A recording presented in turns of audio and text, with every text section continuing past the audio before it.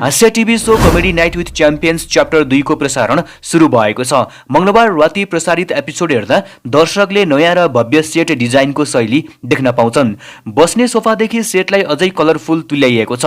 प्रस्तुतिकरणमा पनि नयाँपन महसुस देख्न सकिन्छ।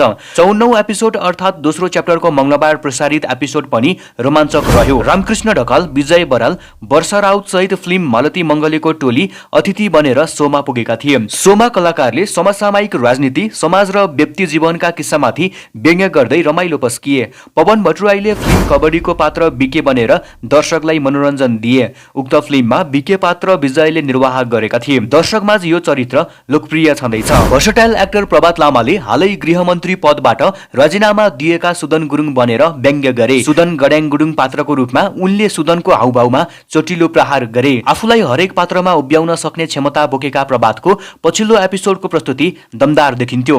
पछिल्लो समय राष्ट्रिय राजनीतिमा एकाएक उदाएका सुदनको यो क्यारिकेचर मनोरञ्जनात्मक र उत्तिकै अर्थपूर्ण पनि देखिन्थ्यो। पछिल्लो एपिसोडमा घरबेटी बाको रोलमा भरतमणि पौडेल, सुमन कोइराला माइकल, कैलाश कार्की जन्याको भूमिकामा देखिँदै आएका थिए। मालती मंगले अभिनेता बनेका मेक्सन गौडेल अतिथि बनेर बसेका थिए। कर्मसिंह लामा चाहिँ शकुन्तला र पूर्व प्रधानमन्त्री सुशीला कार्कीको भूमिकामा प्रस्तुत भएका थिए। पछिल्लो समय कर्माले विविध चरित्र मार्फत दर्शकहरूको मन जितिरहेका छन्।